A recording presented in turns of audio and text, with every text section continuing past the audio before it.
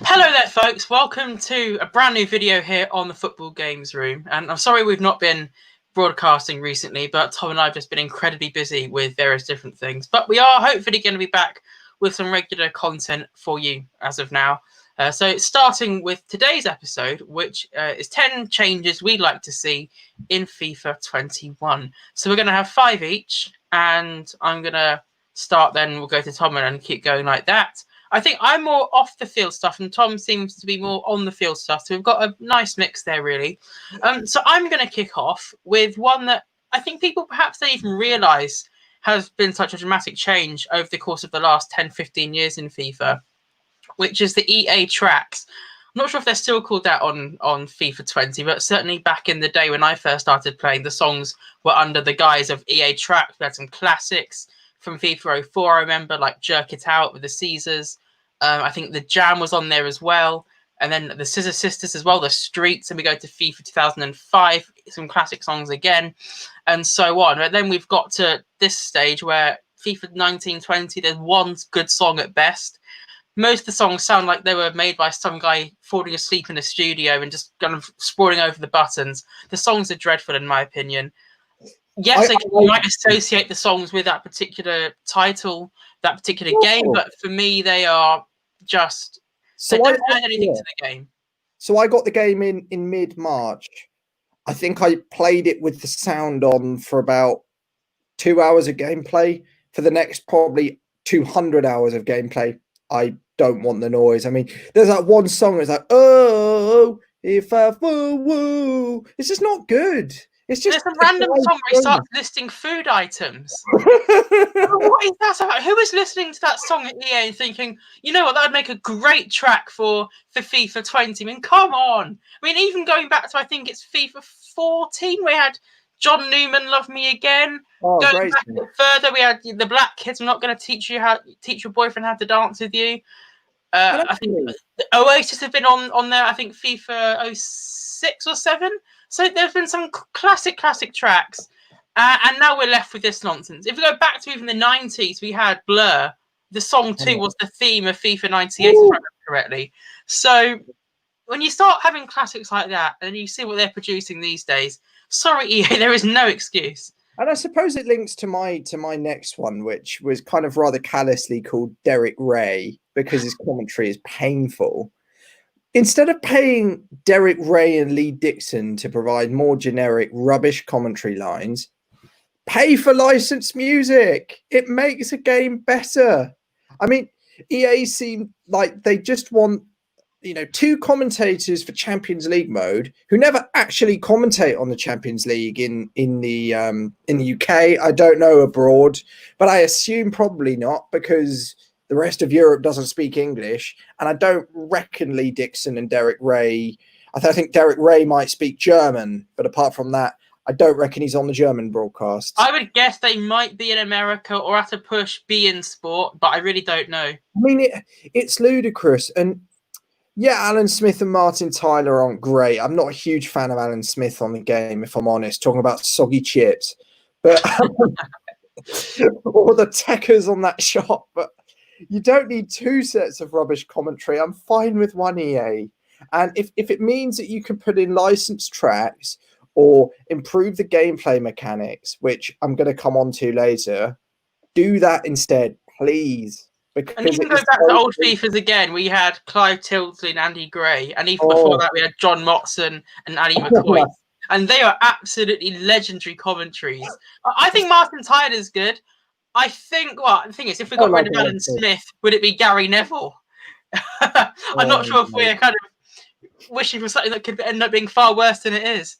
Oh no, I would not want Gary Neville on that game. He would wind me up. Imagine getting a scripted goal and have Gary Neville going, "Ooh!" It'd be better than they call him Fishy because he loves the chips.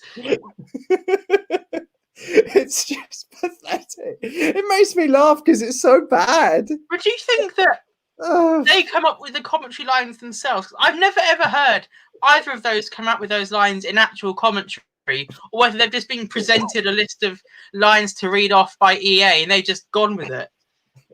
I mean, they must be paid a lot, because I've heard podcasts with Derek Ray. I've heard podcasts with Martin Tyler. I don't think Alan Smith, but I've heard them with all the big commentators. And genuinely, they're all actually good guys. They're very interesting. They know a lot about the game. And as much as I make that joke about Derek Ray, he's actually very interesting. So they must be paid a lot to sacrifice their dignity by talking about techers and soggy chips. But with Derek Ray, it's not just what he says, it's how he says it. Like, he doesn't just say, oh, Pogba goes, Pogba? I mean, what's that about? He does that. Yeah, he does. Do you think that's someone with a soundboard, though? So he says it normally like Pogba. And it's some guy in the EA Vancouver office who's like, how about we make him play longer so it sounds like something's happening in the game? Well, the thing is, I never heard of him before he was in FIFA, so I don't know whether he sounds like that normally or not. Oh, no, he does the BT Bundesliga commentary. Which I don't have any interest in at all. No, I watch them very occasionally. Sometimes if Dortmund are in the Champions League or something, or Bayern is not against an English team, they'll chuck Derek Ray on him because he knows the Bundesliga. I think he lives in Germany. But it's not good. But before I get more annoyed with EA, I think it's over to you to go to number 3 because so my next big one is career mode. Now, I don't think I'm alone in thinking that career mode is arguably the most abandoned game mode in FIFA, and it has been for, again, a number of years. Scrolling back pre-Ultimate Team, when career mode was the ultimate FIFA experience, if you like, and what I liked about it was that every single year it was different to the previous year. So it's upgraded, there'd be different ways of buying players, or different negotiating skills, or different tactics you could apply to your team. I think it was from FIFA's 03 to 2005. You had the Total Club Manager add-on game, which you could use effectively as a football manager, which you could then translate into the actual manager mode. I think they've had different names over the years: manager mode, career mode. But it's the same every year, and it's just so easy to be good at career mode at the moment. You can take, within 5-6 years, a team like Morecambe or Leyton Orient from the bottom echelons of League 2 to Champions League glory. It's not difficult at all. There's no challenge there. That the hacks to get a good team quickly are too easy. It's a region. Instead of investing time in the journey, which I enjoyed, it was all right, and Volta football, which I think is a bit pointless, just by FIFA Street. But what I'll add to Volta, before I finish, sorry.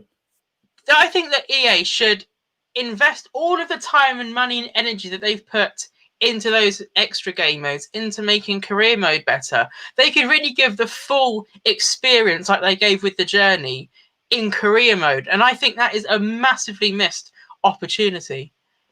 I agree. And the way I would say it, and it completely latches onto your point, they have these modes that are useless, but they're not useless. It's just because EA doesn't do the things that are so basic that would improve them. I play Volta a lot with my mate. I played him at uni. I would go to his house. We connect on his console, play multiplayer Volta. It's a great game mode, but no one plays it because it's not online. You can't play your friend online at it. I would very happily probably play with you. I've played with a number of other people.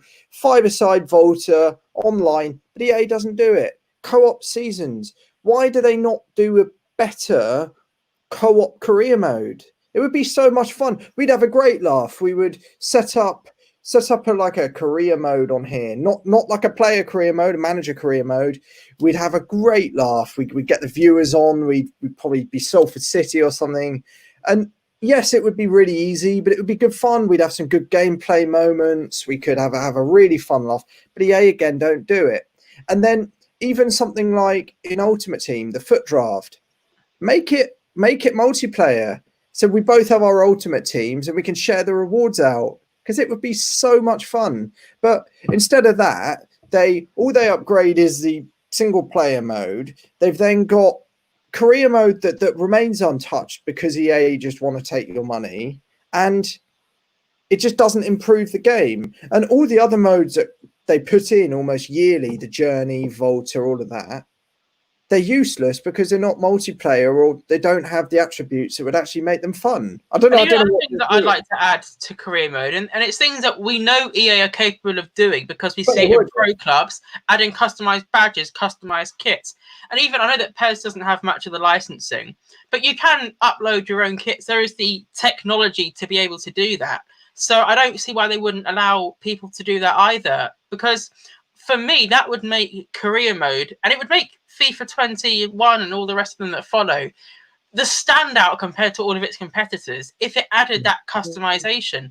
Because I think everyone really gets bored of playing in the same kit with the same sponsors year in year out when you're in career mode. So if you could change it up a bit, even if you had a limited amount of sponsors that you could negotiate deals with in the game to have a different sponsor on the shirt, something like that, I think, as I said, there's just so much untapped potential, and I don't really understand for the life of me why they wouldn't try and tackle that, because I reckon actually they would get a lot more sales if they started essentially branching out a bit and not being quite narrow-minded and thinking, oh, we'll just use the same thing as last year. If they made some new changes.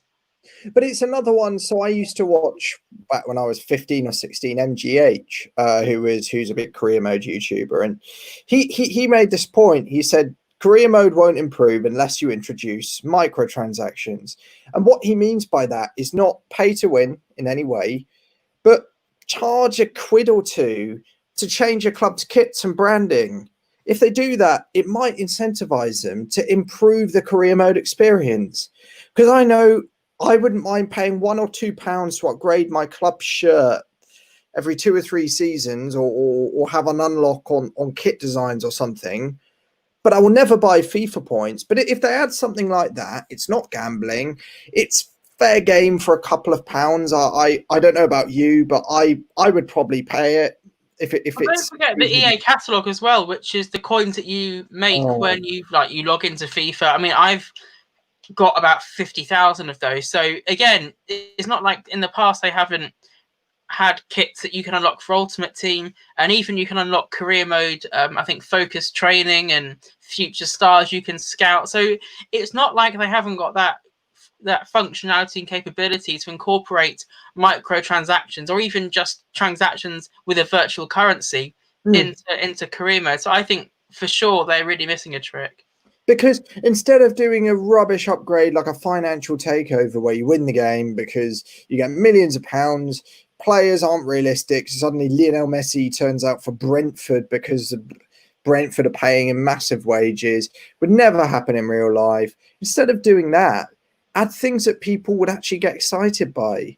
And I mean, I suppose, again, it's that whole argument about them going to Ultimate Team and everything, but it breaks my heart that they just don't touch it, and that's not an accident. I'm convinced that that's not an accident. Oh, I agree entirely. And I guess let's have your next pick then. I was going to say it leads on perfectly to foot microtransactions. It's and there are so many great videos on this across YouTube from the likes of Nepenthes. There's this video you sent me last week. We'll lob it in the description for sure.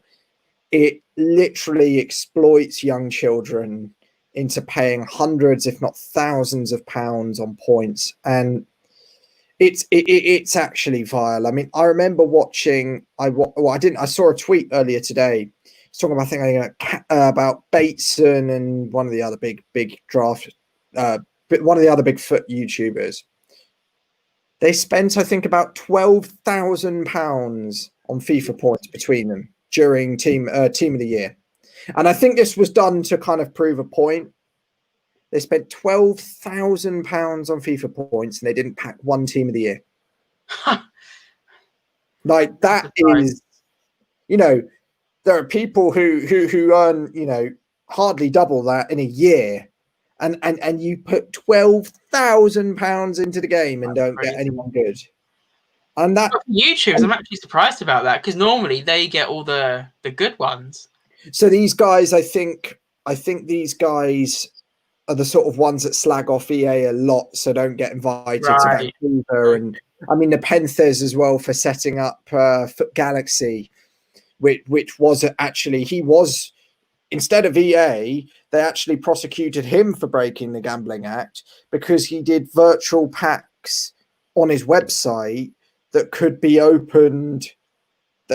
Again, it was the same logic as a FIFA pack, but I think you got better rewards based off of real life football results. So it would be like trading X number of players or something, and if Southampton beat Man City, we'll give you the equivalent of 5 mega packs, Right. and if Southampton lose to Man City, you'll get the equivalent of 2 mega packs, for instance. For me, that is no worse than EA's microtransactions. And I think, to be fair, the way I just see it is so exploitative. It's the way that EA make their money. That's why they don't touch career mode. I think I did read $1.68 billion from FIFA points were put into EA bank accounts last year. I mean, that's why we're not going to be seeing any changes to that time soon. But that brings me on to my next point, actually. So I'm going to be making my first, and I think it's my only point about Ultimate Team, because the thing is, there are so many, and it's almost a bit of a waste of time listing all of them. But my biggest gripe this year has been that it is way, way, way too easy to build a good team this year. There's no challenge aspect.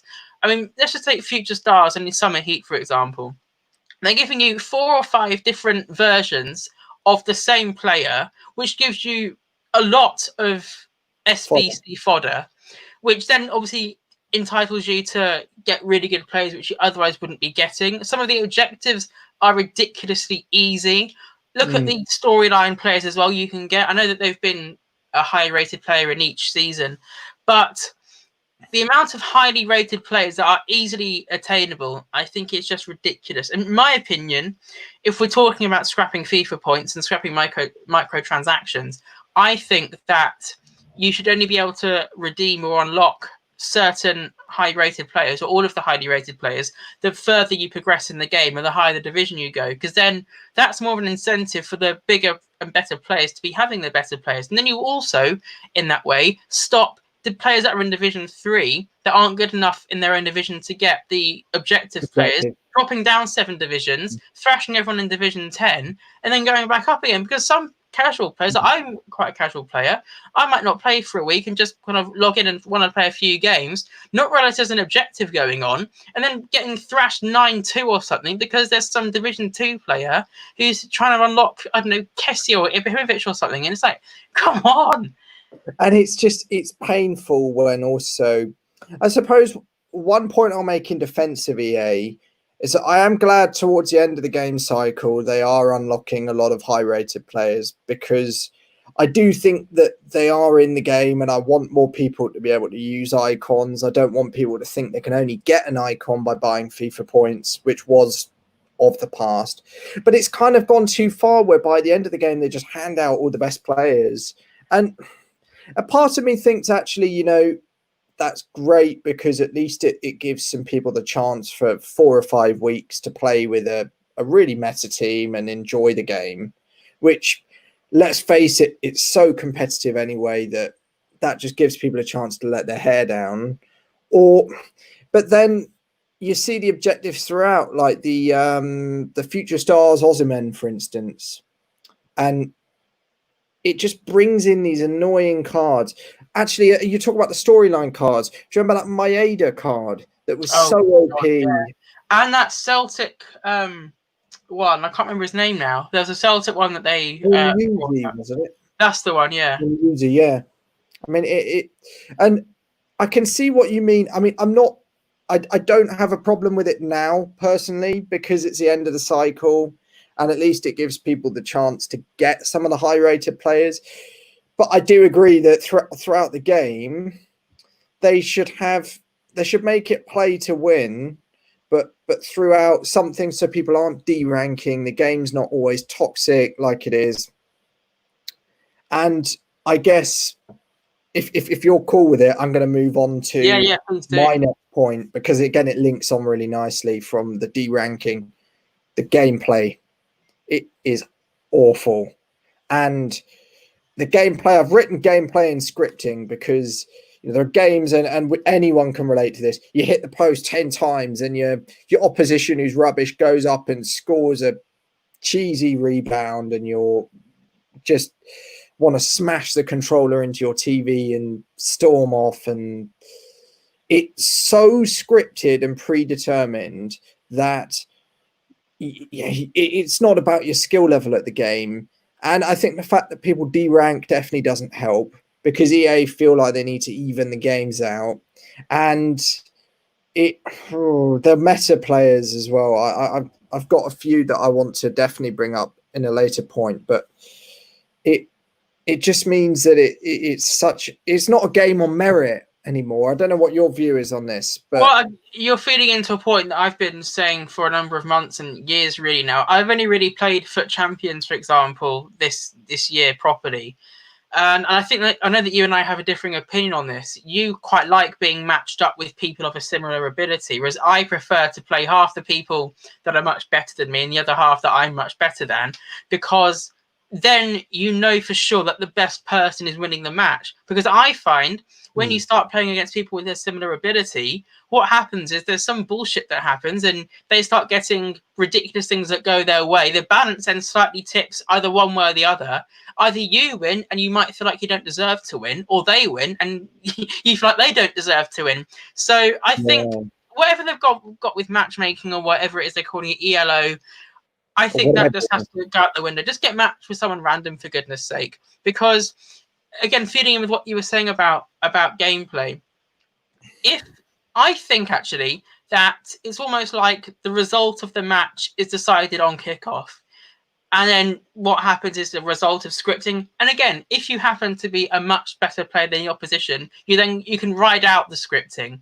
Because often you could be playing against a team that's got, a 97 rated team or something with, prime Pele and team of the year and Aldo and team of the season Messi, etc., and you can beat them still because you are a better player than them. So it almost becomes less about what kind of team you've got and what kind of player you are.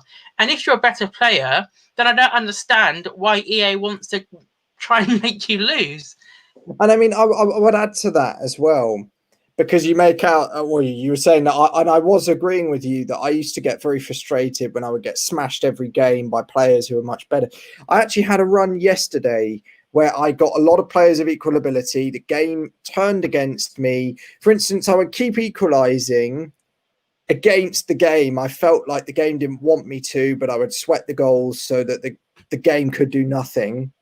And last minute, they give him an easy winner off a rebound. And it happened about 3 times in a row. I was texting you very angrily. Yeah. I mean, they made up for it by giving me foot birthday hazard, but they don't really.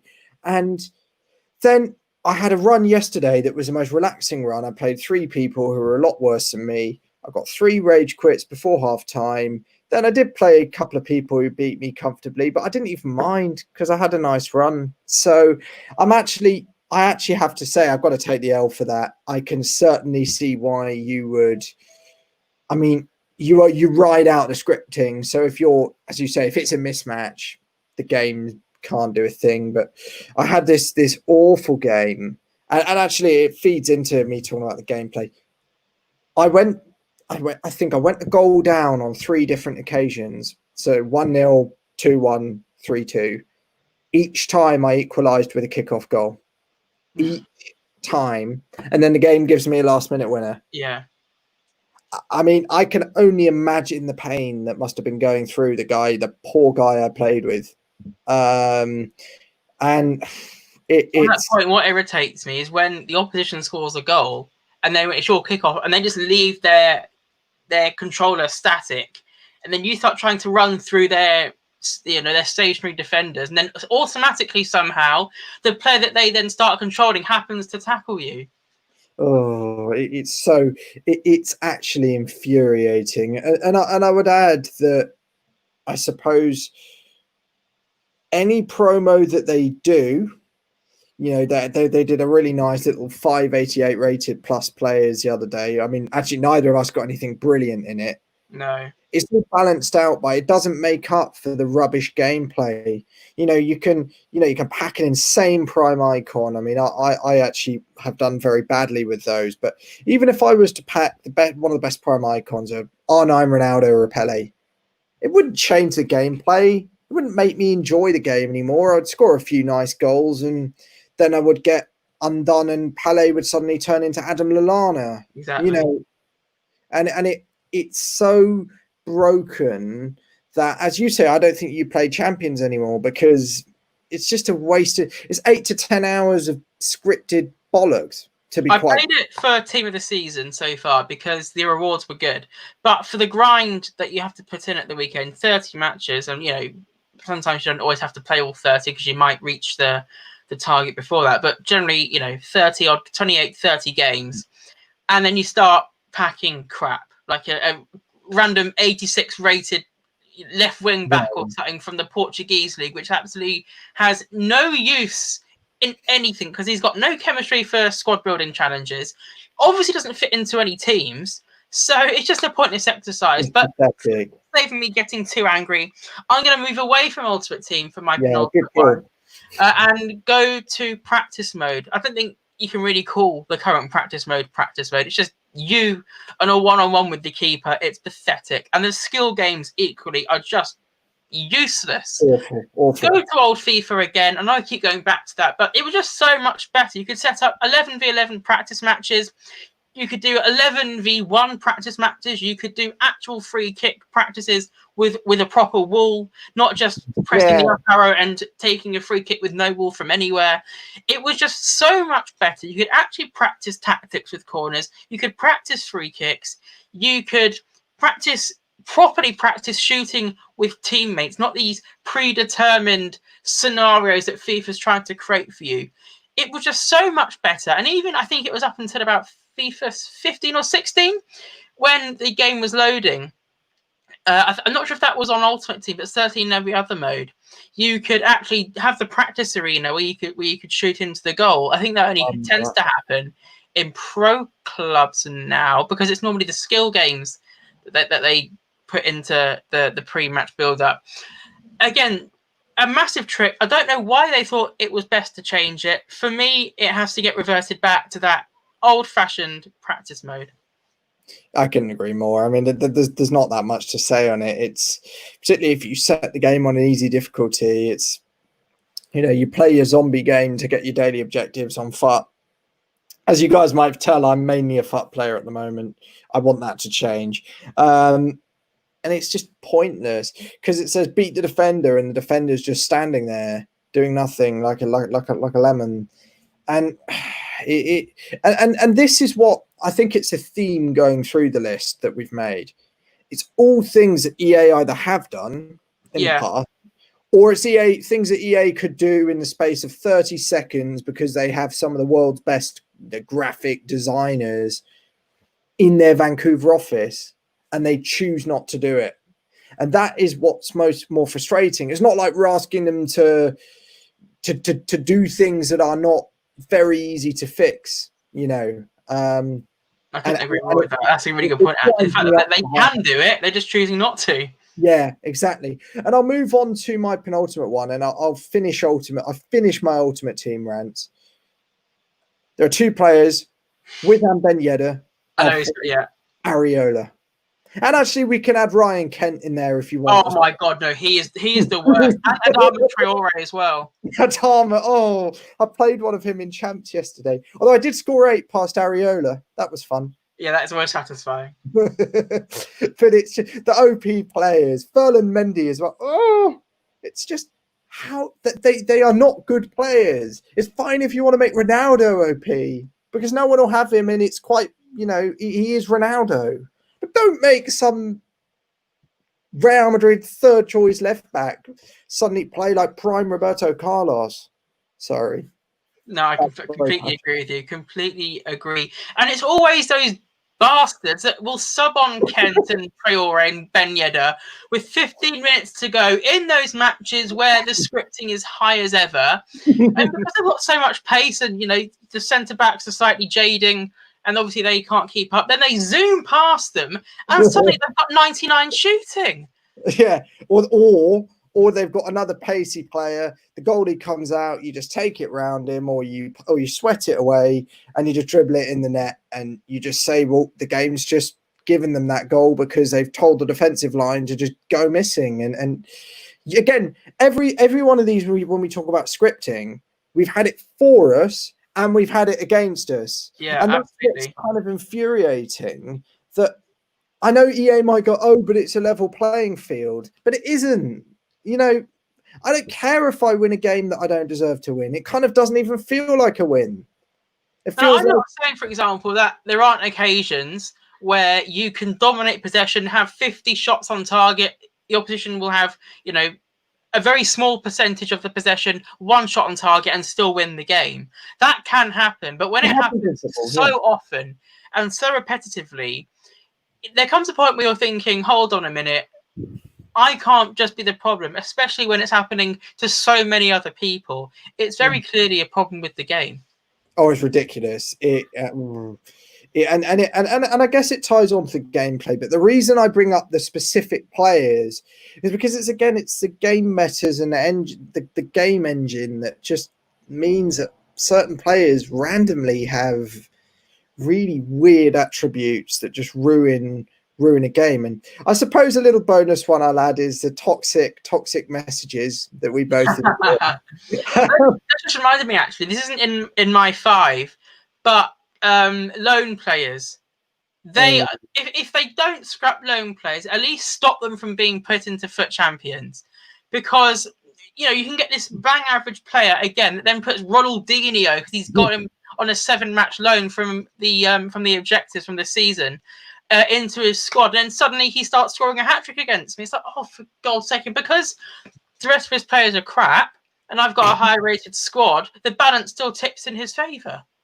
I know, it's ludicrous. I think that the viewers will want to hear your story about Victor Osimhen. Just as a bonus about messaging. So yeah, this was when the Future Stars objectives were out. I think this is going towards either around Christmas time, I think it was. Yeah. And obviously we had Odegaard, Osimhen, and I think Daniel James and Zaniolo as well.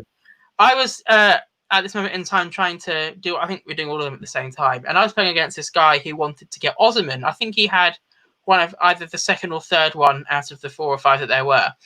And I was thrashing him at 5-1 or 5-0 or something. He then sends me a message saying, in very broken English, words to the effect of, let me score with Osimhen. It wasn't quite that grammatically sound, but it was words to that effect. I then ignored him, and then I scored against him again. And he then sent me this really aggressive, violent message in French. He might not have known that I actually speak French. So he then says to me, let me score with Osimhen, you bastard. Like, no. I then won by about 9 clear goals. He then sends me another message saying to me, I'm not going to say the word, but it says, see you next Tuesday. And I'm thinking, for God's sake. Oh, it wasn't a translation of that in French. But, you know, come on. Just, if you want to get Osimhen, get better at the game. Or D-rank, because EA make it so easy for you to do it. You know, and that's the thing. Whenever I get those messages, I just ignore them because I don't want to ruin my game by somebody going, can you let me do this? You get this. I saw this very funny one about a guy begging to be in Silver 1, saying, please, could you play some games for me? Please, I'll give you $100 to let me get into Silver 1. And I thought, mate, the rewards are so bad. Why are you wasting your $100? But these sorts of stories, check out. There are lots of videos on YouTube, most toxic EA messages, and almost all of them do relate to the players and the broken gameplay and the Ben Yedder, Areola, Ryan Kent. So that's why I just thought it would be a nice little aside to come on to. But yeah, it's time for my final one then, isn't it? Yes, it is. Yeah, so I'm going to go back to Ultimate Team for this one. And again, this is, I think, the 3rd or 4th time now, saying that FIFA should revert to something they used to have, which is going back to the old style divisions, because Tom obviously won't remember this, before the time of Rivals, where it was kind of like the co-op mode and the pro clubs division style, where you had to get a certain amount of points to then qualify to get promoted or become champions to go into the next division. And for me, it was just a far better game mode because you weren't then incessantly playing so many games trying to get over that line to make sure you had the right ranking to get the highest amount of rewards for the end of divisions on a Thursday morning.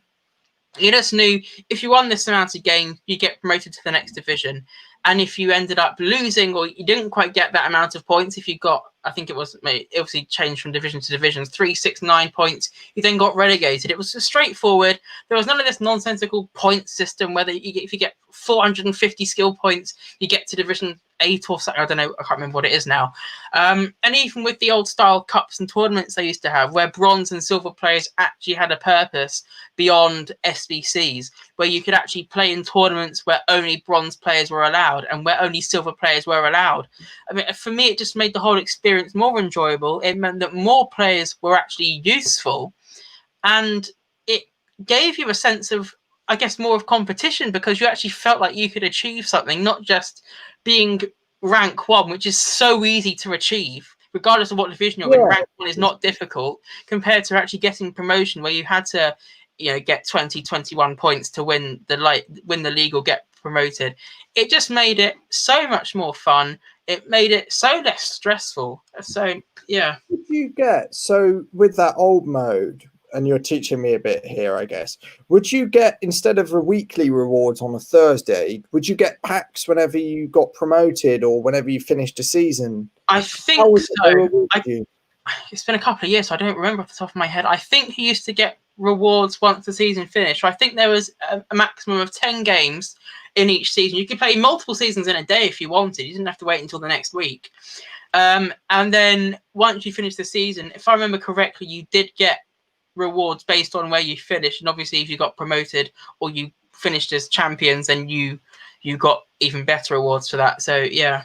But that's play to win, unlike the rubbish we have now. Exactly. If you go up from Division 3 to Division 2, you must get great rewards. Whereas if you go up from Division 10 to Division 9, you probably get a couple of gold packs. And so I think, actually, I'm sure I read somewhere, because I'm not by any means one of the top tier FIFA players. I think from Divisions 4 or 5 to 1 in Rivals, the rewards are exactly the same.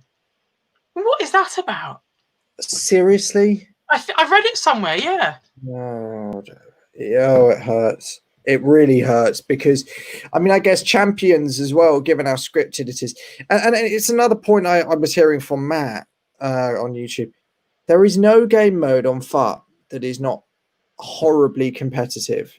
And there might just be a game mode where you just want to chill, play against an online player, but not have sweaty deranking, replay watching garbage. In fairness, I do enjoy friendlies.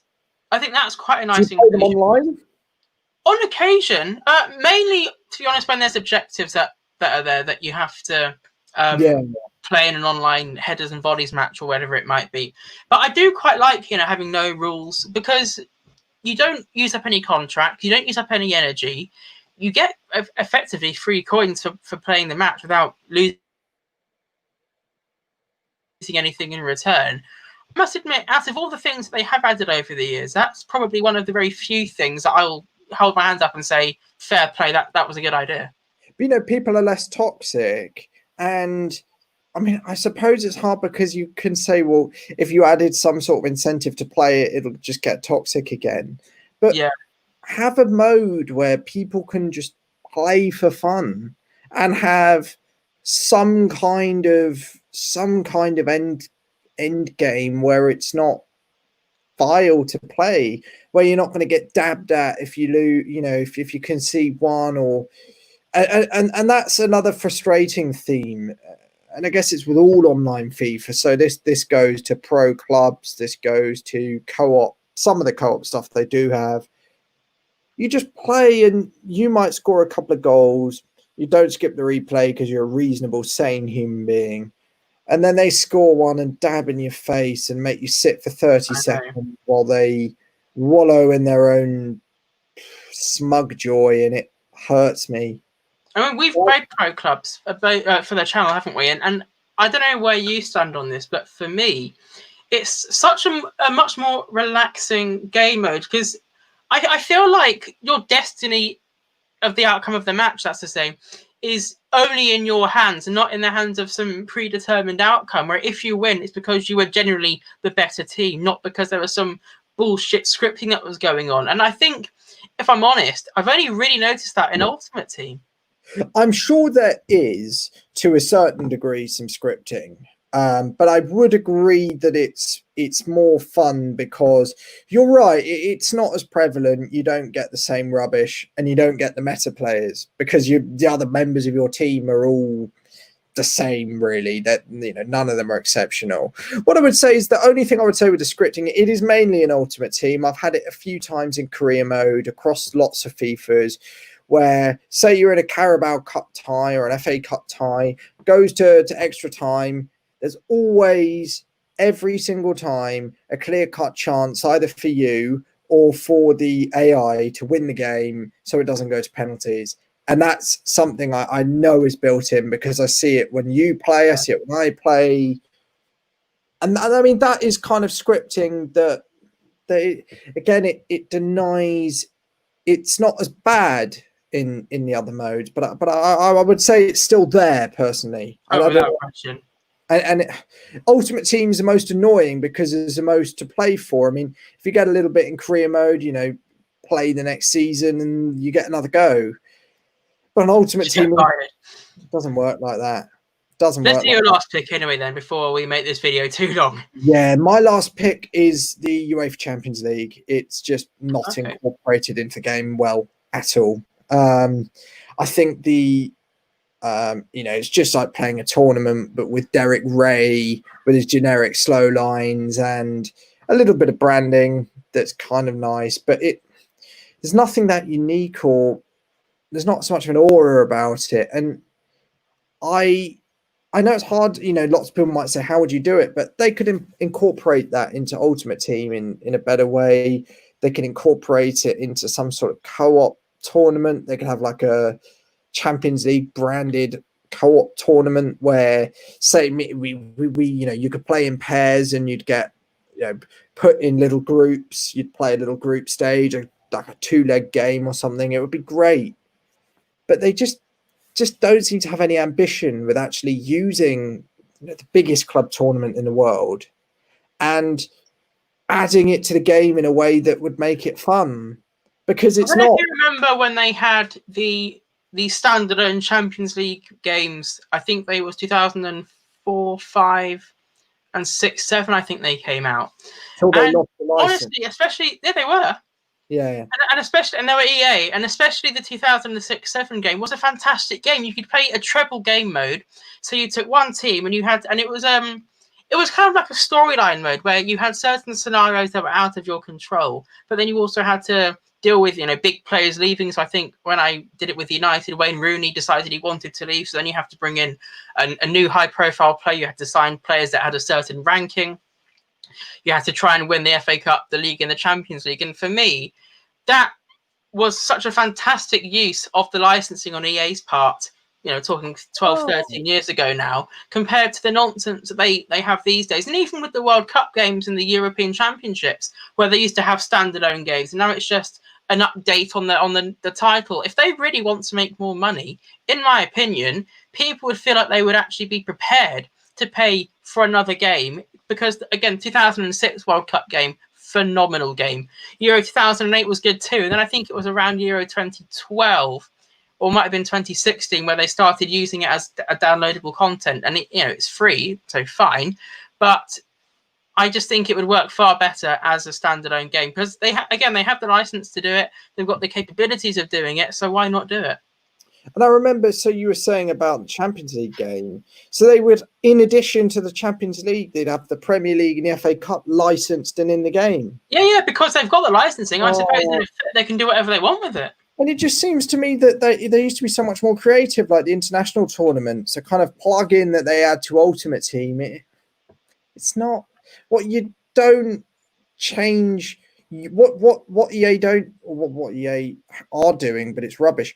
Why on earth would you change a game mode that, yes, it makes money, but it's bad, by adding a smaller version of that game mode with less players that's still bad?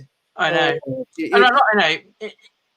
I do feel a bit bad for Konami because they didn't have anything to begin with, and the one selling point they had, which was the UEFA licensing, they've also lost. And I've played a bit with PES. I bought PES, I think it was 14 to 20 on the PS4, and I've been playing around a lot with the creative mode of PES. And I think if they really wanted to, and they got the money to get all the licensing off EA, I think they could put EA out of business, because all the other aspects of PES, in my opinion, outclass EA. The only thing that EA really has in its favor is the licensing. So there's no script, there's less scripting, the gameplay it just feels more realistic, and it just feels better. I might argue that the graphics are slightly better on FIFA, but I think that's more of a matter of opinion. But overall, I just find everything that I would want in a football game in in the year 2020, barring the licensing, you find in PES. See, I'd probably want to click and download that, because what I think I fancy doing, and I played it. I played a little bit because I played it with a friend. This great mode where you could choose a few leagues or clubs, and it's kind of like, it's not a draft exactly.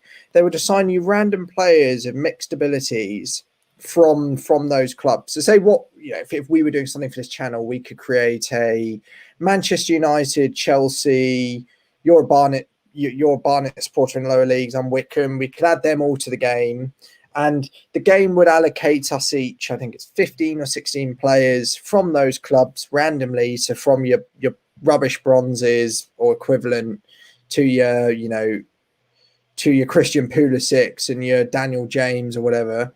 And then you'd have the opportunity to do blind trades. So I can go through your squad and say, name one player you want and one player you're willing to give away. Ooh. And I think you're allowed to protect one player. So say I want your Daniel James, but you are desperate to keep Daniel James. If you hit Daniel James as the one you want to keep, but I want him, the game gives me your worst player. Oh, wow. So it's a really fun little that does sound good. Like a strategy game, because you've got to kind of second guess the other player. It's great fun. And then you play like a series of 3 or 5 games with the squads. I think possibly even after each match you can do a trade or two as well. So say you have a player that's played brilliantly or would fit my team, you could trade it. The game plays a lot. I've not played it loads, but I played it a little bit. The gameplay seemed a lot better, and it's just such a fun game. I mean, I'm tempted to get the game now, so we can record. Definitely should. I'd recommend. So we can record a game of it for the channel. Yeah, absolutely. So you guys, if you're fed up of Ultimate Team, get on this, because it's great fun. That's why I got PES, because I was so fed up with Ultimate Team. And it, as I say, this game mode, you can play it with a friend, and you can play with certain teams or players that you enjoy. It's great. The thing is, I'm a FIFA loyalist. I own every single edition of FIFA, from FIFA International Soccer from '94 to FIFA 20. I've got about 60 different versions of it, also including the World Cups, European Championships, all the rest of it, Champions Leagues. So I'm not, I love, for many years I've loved EA and I've loved FIFA, but there has to come a point where you have to just stop. This might sound a bit dramatic, but stop letting them get away with it. You have to kind of think, well, if you're not going to be making the changes that everyone's calling out for, we're going to go somewhere else. And what's crazy is you could play a similar video on a similar channel, or even on a bigger channel, five years ago, I'm going to say, and it would say very similar things to what we're saying right now. Yeah, absolutely. Yeah, some things would be slightly different, because obviously there's no Champions League or whatever. But it's the same things. We'll record this in a year's time, and I suspect if we don't watch this video before, just before we plan the video, we will say at least 80% of the same things we're saying now. And I would not be surprised about that at all, because again, these are changes. I think if we were talking about changes that we actually thought might get included in FIFA 21, we wouldn't be mentioning them. But I think it's almost because there's no chance of any of these changes coming in that we feel so strongly about it. I mean, look, if we were talking about things that we could realistically get in FIFA 21, all I might say is, because it's the only thing I can think they might actually do, oh, put the Carabao Cup branding in career mode. I mean, yeah, it's quite nice. I do want it, but it's not something that's going to improve the gameplay, game, or the squad building or anything. Yes, it's nice to have licensing, but the more FIFA everyone plays, the less that matters. Again, I think we're getting to 15 minutes now in the video. That's probably enough ranting from me and Tom, and I'm sure Tom would agree. Let us know which things you'd like to get rid of or add or change in FIFA 21 in the comments below. Also, let us know what you think about the 10 picks that we have put in for this video. As always, don't forget to like, follow, and subscribe. Hopefully, we'll get some more content out for you within the next couple of weeks. Obviously, as I said, we are very busy, but we're trying to still get content out there for you. But yeah, until the next time, have a good one.